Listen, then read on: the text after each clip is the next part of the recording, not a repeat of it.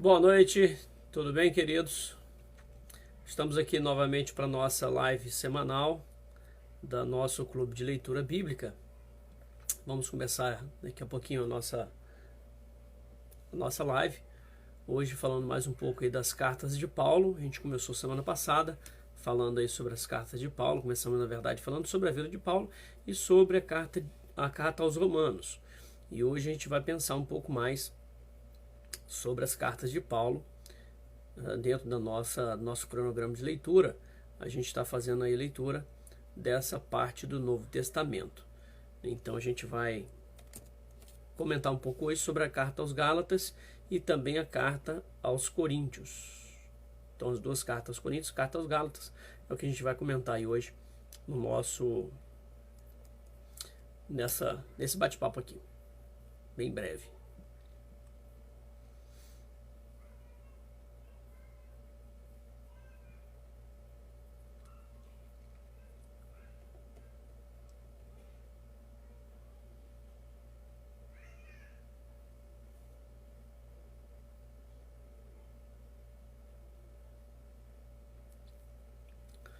Então vamos lá, vamos comentar um pouquinho. Vou começar falando sobre a carta aos Gálatas.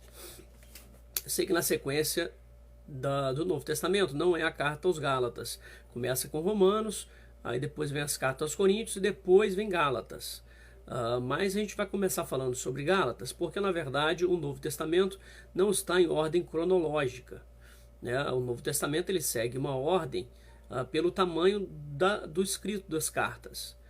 Essa foi a forma que eles organizaram o Novo Testamento. Então começa com Romanos, que é a maior carta, e termina com Filemon, que é a menor carta de Paulo. E é até interessante que, na verdade, essas cartas elas não seguem muito o padrão das cartas naquele contexto. As maiores cartas naquele período, elas giravam em torno de 250 palavras. Mas a menor carta de Paulo, que é Filemon, tem cerca de 350 palavras. É a maior que é Romanos, próximo aí dos 7.000 palavras. Então vai nessa sequência. Primeiro, na verdade, as cartas dirigidas às igrejas, de Romanos até 2 Tessalonicenses, que aí é a sequência.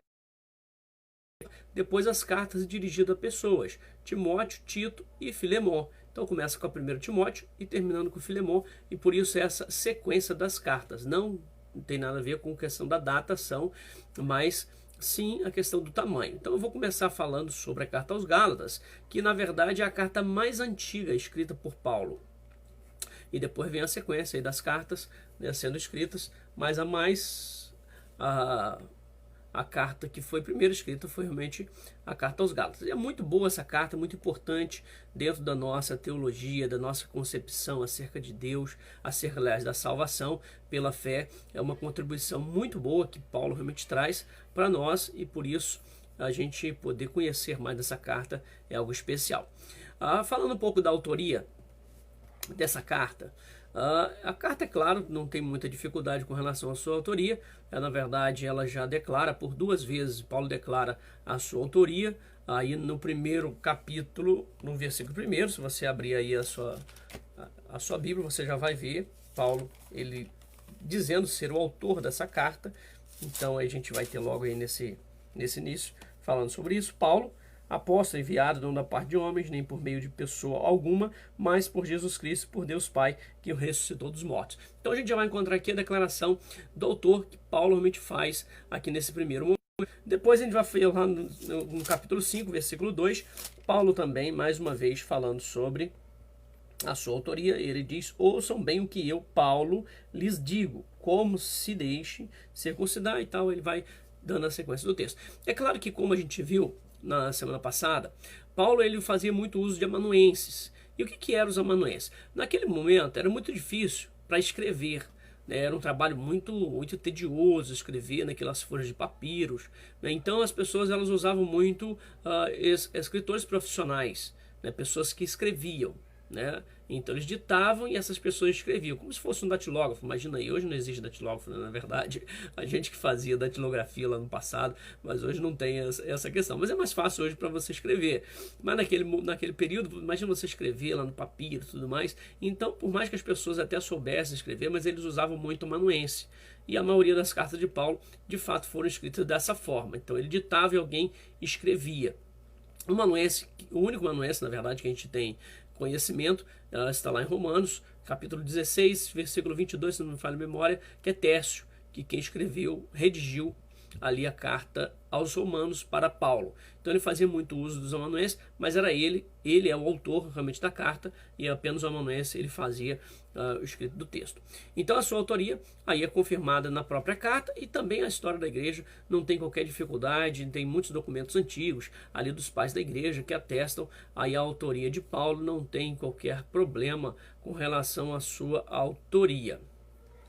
A questão dos destinatários também é bem interessante, né? Porque a gente fala da igreja aos Gálatas, não são as igrejas da galáxia, viu? Mas a igreja aos Gálatas, na verdade, é uma etnia, né? Que é uma região ali naquele contexto. Hoje, na verdade, fica ali próximo, se não me falha a memória, a Turquia, né? Ali, Turquia Central, mais ou menos por ali, que é essa região. Mas eram povos que migraram para aquele contexto. Não é uma questão de geografia, a gente não tem esse lugar que é a igreja aos Gálatas, mas sim pessoas que habitavam naquela região, que vieram de outra parte e ali realmente estavam. Por isso as igrejas aos Gálatas não se trata de um local, de uma geografia como as outras cartas, mas são vários povos que realmente ali estavam naquela região, né? E Paulo escreve a essas pessoas orientando sobre a questão da salvação pela fé. Então essa é a questão aí dos destinatários. O que mais que a gente pode pensar aqui, ainda antes de entrar no conteúdo aqui da carta? Bom, quanto à questão da datação, é algo assim bem interessante a gente pensar sobre ela, né? Porque na verdade a gente tem uma referência de Paulo que vai a Jerusalém. No capítulo 2, Paulo fala sobre isso, né? Que ele foi a Jerusalém pela 14 anos depois, subir novamente a Jerusalém. Então é a partir dessa datação aí, dessa suposta viagem de Paulo a Jerusalém, que se estabelece aí uma data provável para a questão da carta. Como a carta ela trata de um assunto que é a questão dos judaizantes, que eram pessoas que queriam voltar à prática da lei, e Paulo até confronta o próprio Pedro no capítulo 2 sobre essa questão, né, quando ele estava junto com os gentios, e depois chega então Tiago e ele se afasta dos gentios, e Paulo confronta até mesmo Pedro por sua atitude. A própria carta, Paulo estabelece muito sobre essa questão da salvação pela fé. Então a gente pode perceber que era uma discussão que já foi tratado depois no Concílio de Jerusalém. Então a gente olha, se essa carta fosse escrita antes do Concílio de Jerusalém, na verdade Paulo poderia ter usado como argumento o Concílio de Jerusalém, não precisava discutir muitas coisas. Então o fato de Paulo precisar argumentar muito sobre essa questão dos judaizantes, da questão da salvação pela fé, e questionando muito essa postura, faz com que essa carta ela seja colocada antes um pouco desse Concílio de Jerusalém. O Concílio de Jerusalém é provável que no final da década de 40, né, por volta do ano 49, então é provável que essa carta ela tenha sido escrita por volta do ano 48.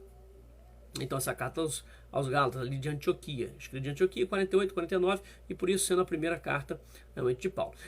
Quanto a essa questão da viagem a Jerusalém, é possível que ele tenha feito essa viagem 14 anos depois da sua conversão. Então ele converteu por volta de 35, 14 anos aí daria mais ou menos aí 47, 48, então a gente chega mais ou menos a essa data, que é possível que ele tenha escrito ali de Antioquia. Então 48, 49, nunca uma data exata, mas que a gente tem aí para escrita dessa carta aos Gálatas. E isso coloca realmente bem mais no início, próximo ali do início desse movimento missionário, de expansão da igreja, e por isso alguns assuntos eles são tratados aqui realmente nessa carta, e torna muito relevante para o nosso estudo, a nossa compreensão sobre a questão da salvação. E aí a gente pensa um pouquinho sobre o propósito. O propósito realmente, né? E aí quando a gente lê, é uma cartazinha bem pequena, e ela traz muitas coisas interessantes para nós. Primeiro, Paulo ele vai confrontar ou exortar, advertir aqueles irmãos que ali estavam, pelo fato deles começarem a abandonar o evangelho que ele havia deixado para eles. E ele fica assim até admirado como que rapidamente Isso é interessante porque a gente precisa constantemente voltar a esse evangelho. Porque nós temos, de fato, essa tendência de querer voltar à prática da lei, ou algumas regras, algumas questões assim que nos levam à salvação. Isso é muito comum. E a gente precisa constantemente voltar a reafirmar o que é o Evangelho para o nosso coração. E às vezes até mesmo a gente fala assim sobre pregar o Evangelho, a gente pensa muito sobre pessoas que não são crentes, que precisam ouvir o Evangelho, e a gente precisa, é claro, pregar o Evangelho para todas as pessoas, mas nós precisamos também pregar o Evangelho para nós que somos crentes, porque nós não podemos esquecer do Evangelho que nos salvou. E aí quando a gente olha para essa carta, mesmo um Pedro, que era apóstolo, um Barnabé e outros, era comum que eles voltassem àqueles rudimentos da lei. E por isso Pedro ele vai exortar Paulo, né, face a face. Olha só, capítulo 2, versículo 12, ou versículo 11, versículo 12. Ele diz assim, ó: quando, porém, Pedro veio a Antioquia, enfrentei-o face a face por sua atitude condenável. Pois antes de chegarem alguns da parte de Tiago, ele comia com os gentios. Quando, porém, eles chegaram, afastou-se e separou-se dos gentios, temendo os que eram da circuncisão. Os demais judeus também se uniram a ele nessa hipocrisia, de modo que até Barnabé se deixou levar. Então perceba que até mesmo Pedro e Barnabé, que eram pilares ali da fé, eles se deixaram levar por essas questões. Então por isso é importante a gente reafirmar sempre o evangelho, a salvação que é pela fé, que é pela graça, não é pelas obras. O sacrifício de Cristo, ele é suficiente, nós não dependemos dessas questões. E isso é importante, por isso a gente precisa pregar sempre, relembrar sempre o Evangelho. E essa carta ela tem um papel muito importante nesse contexto. Apesar de ser uma pequena carta, mas ela tem uma relevância muito grande para realmente as nossas vidas e precisamos sempre relembrar sobre isso. E Paulo ele vai tratar de fato dessa questão aqui, da defesa que ele faz sobre a salvação pela fé. E é um tema importante. Essa carta até semelha com alguns assuntos ali que Romanos ele também vai tratar. Essa carta aqui ela se assemelha muito sobre essa questão. Um outro ponto que essa carta trabalha bastante é os limites da nossa liberdade cristã. Então o capítulo 5 e o capítulo 6 ele fala muito sobre essas questões. Até o que a gente sabe falando sobre a questão do fruto da carne, fruto do espírito, e a gente vai encontrar muito nessa carta aqui, nesses dois capítulos, ele estabelecendo exatamente esse limite da nossa liberdade. E aí ele vai mostrar que aquele que está em Cristo, ele é livre, ele é liberto. Não porque a gente não tem lei, mas existe uma lei natural em nosso coração. E esse é um outro ponto bem interessante que o Evangelho ele estabelece para a gente. Aquele que está em Cristo, e esse é o argumento aqui de Paulo nessa carta, ele não precisa de uma lei que o obrigue a fazer isso ou aquilo outro, porque ele já o faz naturalmente, independente de que alguém o obrigue a fazer ou não, por causa dessa transformação que o Evangelho traz. E é nisso que está a nossa liberdade, que não estamos presos às regras, a algum tipo de mandamento, alguma coisa assim externa, mas é algo que o próprio Evangelho já estabelece no nosso coração. E por isso, para aqueles que estão em Cristo, Paulo vai dizer aqui em Gálatas, não há lei. Por que não há lei? Não significa que a gente não que vai fazer tudo aquilo que o nosso coração deseja, não se trata disso. Mas se trata de que aquele que é verdadeiramente transformado, ele agora mostra esses frutos que são fruto do Espírito e que ele vai realmente estabelecer aqui. Então ele vai definindo dessa forma a nossa liberdade que está realmente em Cristo Jesus e não mais seguindo aqueles mandamentos antigos como eles estavam acostumados realmente a fazer. Então uma carta que contribui muito para o nosso contexto e hoje a gente precisa de fato sempre retornar a essa carta e não esquecermos dela jamais. Outras questões aqui sobre o próprio texto. Essa carta ela foi muito bem aceita, né, logo bem no início da história da igreja, foi muito bem aceita, sem qualquer questionamento, não há muitas objeções sobre essa carta, e aí a gente já falou um pouco também sobre a contribuição que nós temos. Quero apenas citar aqui um autor, que eu gosto muito dele, que é o Carson, e se vocês quiserem, quem gosta de ler, pode buscar lá a Introdução Bíblica de Carson, que é muito bom. Ele é um grande escritor sobre o Novo Testamento.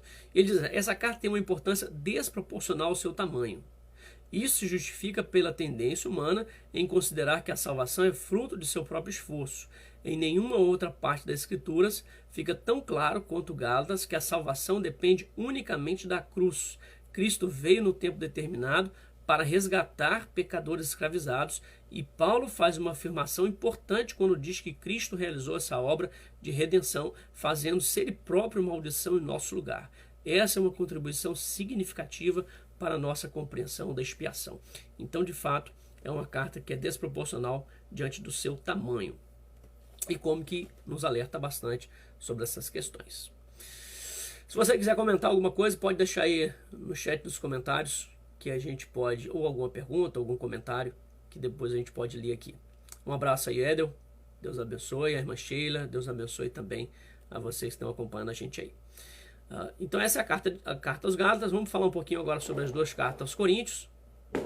Vou falar sobre 1º e 2º Coríntios, e porque a gente precisa tratar de mais de uma carta por dia, senão a gente não vai conseguir fazer até o final, porque na verdade falta apenas mais 4 ou 5 lives aí para nós, então a gente precisa tratar de algumas juntas aqui. Sei que às vezes fica um pouco corrido, mas apenas uma visão, um panorama geral sobre essas cartas. Qualquer dúvida pode colocar aí no chat que a gente vai tentar aqui responder, se não hoje, na semana que vem. Então vamos falar um pouquinho de 1º e 2º Coríntios, que vem logo na sequência. Aí depois da carta aos Romanos, vem 1º e 2º Coríntios, que se você está acompanhando a leitura bíblica, está em dia, você vai já passou por a leitura aí de 1º e 2º Coríntios. Se você não está em dia com a leitura bíblica e você acha que não vai dar tempo de ler até o final de novembro, recomendo você ler então algumas sessões do Novo Testamento. Por exemplo, leia os Evangelhos, ou então leia as cartas de Paulo, que são 13 cartas de Paulo, ou leia as cartas gerais, que vai de Hebreus até Judas, ou então leia aí o final, que é Apocalipse. Então leia alguns trechos dessa forma, mas faça a leitura bíblica, que com certeza vai ser bênção para as nossas vidas. Vamos falar um pouquinho então de 1º e 2º Coríntios. Essas duas cartas também, né, são de autoria de Paulo, e aí a gente já identifica também o autor aí nessas cartas, nas duas cartas de Paulo, sem qualquer dificuldade, né? Então também não tem muita dificuldade na aceitação dessa carta, da sua autoria, e até mesmo na aceitação do cânon, não tem muita dificuldade. Apenas algumas questões que envolvem a posição da segunda carta, né? O final da segunda carta, alguns vão dizer que era uma carta separada, outros vão dizer que o local não está no local adequado, mas nunca questionamento com relação ao texto, nem quanto à própria autoria da carta, mas sim um posicionamento ali de alguns textos, que uns vão fazer uma consideração e outros vão fazer outra, mas de fato não é um questionamento quanto à autoridade do texto ou à inspiração realmente do texto.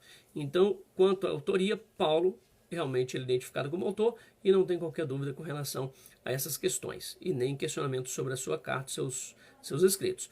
Bom, a origem da carta.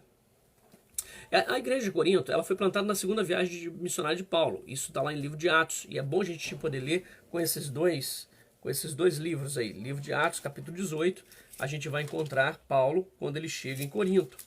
Então é na sua segunda viagem missionária que ele planta essa igreja ali em Corinto. E ele permanece por um tempo nessa cidade, diferente de outras igrejas que ele fica pouco tempo. Nessa cidade ele permanece um pouco mais.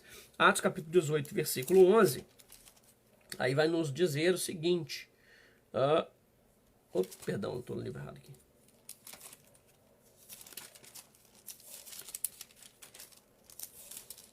Só um minuto.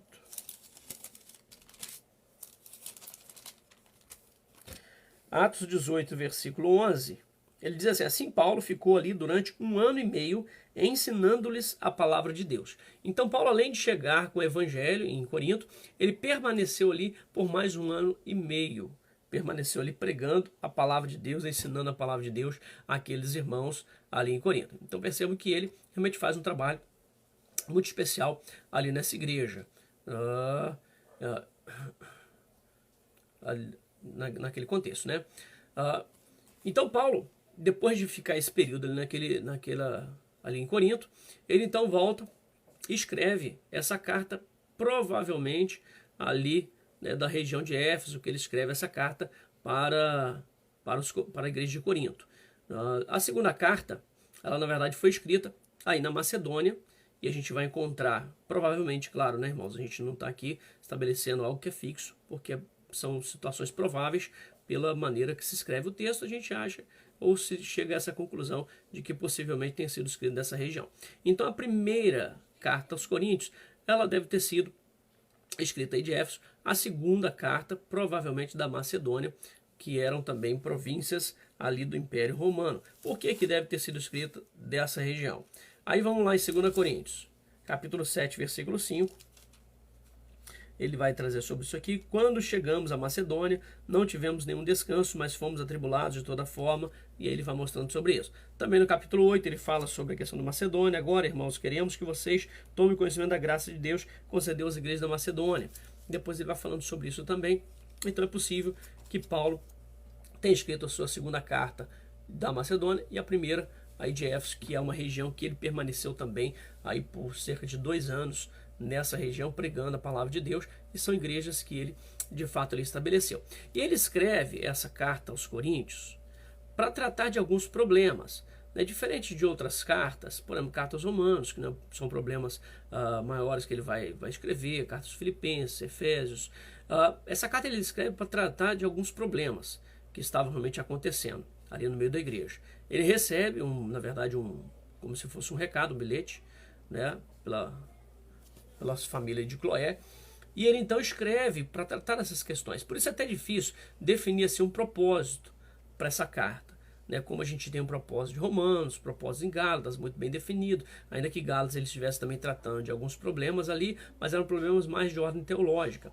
Agora, ali naquele contexto, estava havendo problema de várias formas, e Paulo escreve para tratar desses problemas. Havia problema de incesto, que ele escreve com essas questões, havia ali problemas de litígio, disputas judiciais, havia ali problema acerca de casamento, havia ali problema de divisão na igreja, e havia os grupos de Paulo, de Apolo, de Pedro, de Cristo. Havia ali na igreja de Corinto um grande questionamento sobre a autoridade de Paulo quanto apóstolo. Então essas questões estavam envolvidas na igreja de Corinto, e ele escreve para poder direcionar sobre essas dúvidas que eles estavam acontecendo, sobre a questão dos dons espirituais. Ele escreve para falar bastante sobre essa questão dos dons. Então é uma carta que não tem um propósito muito bem definido, mas ela trata muito desse contexto de igreja, desse convívio de igreja. Ela fala bastante sobre essa questão, Paulo fala bastante sobre isso, a questão dos dons, como que a gente vive como igreja, e esses outros assuntos também estão bem relacionados a essas questões. E traz sim uma grande contribuição, porque nos ajuda realmente a viver como igreja de Cristo nessa carta. Então ajuda bastante a gente a entender essa dinâmica, como lidar dentro desse contexto com algumas situações que a gente tem. Quando a gente olha o contexto da cidade de Corinto, talvez vai ajudar a gente a pensar um pouco sobre essas questões que estavam ali acontecendo. A cidade de Corinto era uma grande cidade, uma importante cidade. Na verdade, a capital da província da Acaia, do Império, que é uma província do Império Romano. Então ela é a capital dessa cidade. Algumas pessoas vão dizer que tinha em torno de 250 mil habitantes. Hoje é claro que é uma cidade pequena, ali na Grécia, é uma cidade que gira em torno de 50 mil habitantes hoje, mas era uma cidade muito importante. É uma cidade portuária, uma cidade que tinha ali principalmente o templo da deusa Afrodite, e segundo algumas pessoas tinha em torno de 1000 prostitutas cultuais ali naquele templo. E você era uma cidade que não perdia em nada para as metrópoles que nós temos hoje, né? Pela questão da visão cosmopolita que tinha naquela cidade e tudo mais. Então não perde em nada para os dias, para essas grandes metrópoles de hoje, a pluralidade de ideias, de pensamentos, de pessoas que circulavam ali naquele contexto. Então faz dessa cidade, a cidade de Corinto, uma cidade bem, como que a gente poderia dizer assim, com um nível moral bem assim baixo, né? Existe até um ditado falando sobre a igreja ali de Corinto, que dizia o seguinte, que a situação moral era tal que Corinto era descrito da seguinte forma, que era o paraíso do marinheiro, o céu do bêbado e o inferno da mulher decente. Dessa forma que era descrita a cidade de Corinto pela maneira realmente como eles viviam. Isso ajuda a gente a entender um pouco desse contexto, que estava ali no meio realmente da igreja, essas pessoas que estavam se convertendo, chegando na igreja e mantendo dessa forma. E por isso Paulo escreve, às vezes, com um tom um pouco pesado, um pouco mais duro, especialmente a primeira carta. A segunda carta já tem um tom mais ameno, mais pastoral, mais amoroso. É claro que depois do capítulo 10 também ele muda um pouco o tom, e por isso alguns vão fazer esse questionamento contra o posicionamento desses versículos, desses capítulos finais, mas é certo que a tonalidade ela é diferente na segunda carta da primeira carta, que Paulo escreve de uma forma um pouco mais enfática. Mas são assuntos que também a gente vai perceber que hoje eles estão bem presentes no nosso meio. E que a gente precisa olhar para a palavra de Deus e pensar o que é a palavra de Deus para nós. Qual a importância, qual é a autoridade que a palavra de Deus ela tem para a nossa vida. E se a palavra de Deus tem autoridade para a nossa vida, a gente vai olhar para esses assuntos que Paulo trabalha aqui nesse texto e vamos pensar sobre ele também, porque são assuntos que a gente vive no nosso contexto, no mundo de hoje. E se a palavra de Deus ela tem autoridade, a gente precisa usar esse tema, as escrituras, para pensar sobre a nossa vida, o nosso cotidiano, e como que ela vai ter influência realmente sobre as nossas vidas. Não é apenas um texto para a gente ter um conhecimento histórico daquilo que acontecia, mas é um texto que traz para nós mudança de vida, um texto que é vivo. E por isso a gente precisa olhar para aquilo que Deus escreveu e pensar sobre ele. Especialmente tem um texto ali de 1 Coríntios capítulo 10, versículo 31, que ele vai dizer o seguinte: quer comais ou bebais ou façais qualquer outra coisa, façais para a glória de Deus. A gente não vive para satisfazer o nosso coração, nem satisfazer qualquer outra pessoa. A gente vive para satisfazer a vontade de Deus. E a vontade de Deus sempre, claro, revelada nas Escrituras Sagradas. Aqui em 1 Coríntios, tem um capítulo que é fantástico, que eu gosto muito desse capítulo, que é o capítulo 16, ou capítulo 15, da primeira carta aos Coríntios. Esse capítulo 15, ele trata, na verdade, sobre a ressurreição. Às vezes a gente não leva em consideração a ressurreição e o quanto a ressurreição de Cristo ela é importante para a nossa vida. A gente fala muito sobre a morte de Cristo, e a morte de Cristo é claro que é algo importante, um evento importante, mas são eventos que se somam. O nascimento, a morte, a ressurreição e a segunda vinda de Cristo Jesus são eventos que são importantes dentro da nossa teologia, do nosso corpo doutrinário de fé, porque faz parte daquilo que Deus ele fez por nós. E aí Paulo aqui nesse texto, nesse capítulo 15, ele vai mostrar que a ressurreição ela é essencial para a nossa fé. Porque se Cristo não ressuscitou dos mortos, a nossa fé é vã. Agora, se Cristo ressuscitou e nós cremos em Cristo Jesus, nós temos a esperança de que nós também ressuscitaremos. E a morte não é o fim. E é isso que ele vai mostrar aqui nesse capítulo. Que a morte não é o fim, mas é apenas o início de uma nova etapa na nossa vida. E aí ele vai mostrar que mesmo aqueles que morreram, eles ressuscitarão e viverão para todo sempre com Cristo. Aqueles que estiverem vivos quando Jesus Cristo voltar, eles também receberão um novo corpo e estarão para sempre com o Senhor. E porque Cristo, ele ressuscitou, nós somos vencedores e podemos vencer a morte. E aí quando a gente tem essa perspectiva, o futuro para nós não é algo incerto. A morte já não traz aquele pavor para a nossa vida, ou pelo menos não deveria trazer, se nós cremos naquilo que a Escritura ela diz para nós, nas promessas, naquilo que a palavra de Deus estabelece. E por isso crer na ressurreição é o que é essencial. Se Cristo ressuscitou, nós também participaremos dessa mesma promessa. E é isso que esse texto, capítulo 15 de Coríntios, ele realmente traz para nossas vidas e que possamos pensar sobre ele. A gente lê muito, é o final desse capítulo 15, né? Que todos praticamente aí sabem de cor. Quem pelo menos cresceu aí na igreja sabe esse versículo 58 do capítulo 15 de cor. Portanto, meus amados irmãos, sede firmes e constantes, sempre abundantes na obra do Senhor, sabendo que o nosso trabalho não será vão no Senhor. A gente decora esse texto, mas aqui já é a conclusão daquilo que Paulo disse nos versículos anteriores, nos 57 versículos anteriores. Ele está dizendo, portanto, ou seja, a conclusão é o seguinte: sejam firmes e constantes. Ou seja, se nós vamos ressuscitar, se nós temos tal promessa, se vamos vencer a morte, somos mais que vencedores. Se a morte não é o fim, já não tem mais poder sobre nós, nós agora devemos ser firmes, constantes, abundantes na obra do Senhor, sabendo que no Senhor não será vão. Por que não será vão? Porque nós vamos herdar a vida eterna em Cristo Jesus. Então é um capítulo assim, muito especial dentro realmente dessa carta aqui aos Coríntios, que ele traz realmente para nós.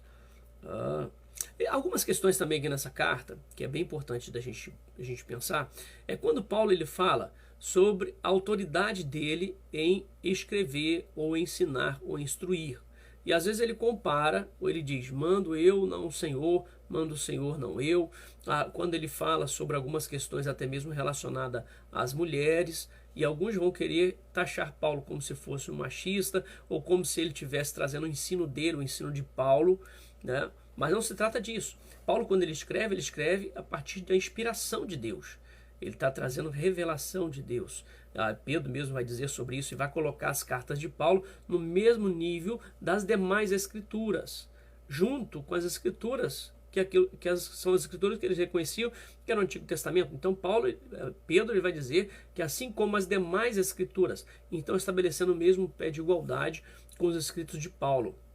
Ele escreve com essa autoridade. Quando ele faz essa distinção, eu, não o Senhor, é porque ele está falando de algo que é novo dentro do contexto da igreja, e que Jesus não havia ensinado diretamente sobre essas questões, mas que ele agora estava trazendo como revelação de Deus essa palavra, não no sentido de que era menor ou era inferior àquilo que Paulo estava escrevendo, àquilo que Jesus realmente escreveu. É porque tem coisas que Jesus não disse e que os apóstolos escreveram depois sobre essas questões, né, de uma forma mais clara, de uma forma ampliada. Na verdade, quando Paulo fala isso, ele está falando sobre a questão do casamento, e aí alguns pontos ele faz realmente essa distinção. E quando ele fala sobre as outras questões, não há não há inferioridade nos ensinos, seja de Paulo, seja de Pedro, seja de Tiago, nenhum deles, porque é tudo escritura sagrada. O autor é Deus, e é isso que a gente precisa ficar claro para nós. São textos inspirados. São textos inspirados. Quem escreveu foram instrumentos nas mãos do Senhor para escrever, claro que cada um com a sua peculiaridade, mas foram de fato instrumentos nas mãos de Deus para escrever esses textos. E aí são duas preciosidades para nós, essas duas cartas. Um texto, né, que também é muito importante para nós, 2 Coríntios capítulo 12, que Paulo ele fala sobre a visão que ele recebeu. Esse texto é um texto também muito especial. Paulo ele fala sobre uma revelação que ele recebe, e aí ele traz essa revelação, e nessa revelação ele vai dizer que ele tinha um espinho na carne, e ele ora a Deus 3 vezes, pedindo para que Deus tirasse, mas Deus diz a ele, não, vou tirar, a gente não sabe o que é, se era uma doença, se era algum tipo de problema que ele tinha, mas o certo é que era algo que afligia o coração de Paulo, e que ele orou a Deus 3 vezes, e Deus trouxe a resposta para ele, uma resposta que é muito importante para nós no tempo que nós vivemos. E qual foi a resposta de Deus para Paulo? Deus respondeu para ele, versículo 9 do capítulo 12, mas ele me disse, minha graça é suficiente para você, pois o meu poder se aperfeiçoa na fraqueza. Essa é a resposta de Deus. Muitas vezes Deus não vai resolver os nossos problemas, porque muitas vezes Ele quer nos fazer crescer junto com aqueles problemas. Ele tem propósitos às vezes que a gente não entende, como era no caso de Paulo, que Deus deu a ele, e Deus disse a ele, não, esse problema você não vou resolvê-lo, porque a minha graça te basta. E aí são momentos que a gente precisa olhar para Deus e confiar em Deus, saber que Deus é suficiente para as nossas vidas. Então são duas contribuições importantes que essas duas cartas elas trazem para nós, sem contar as outras questões realmente que estabelece aqui esse texto para as nossas vidas. Deixa eu ver aqui, Éder botou um texto importante aqui.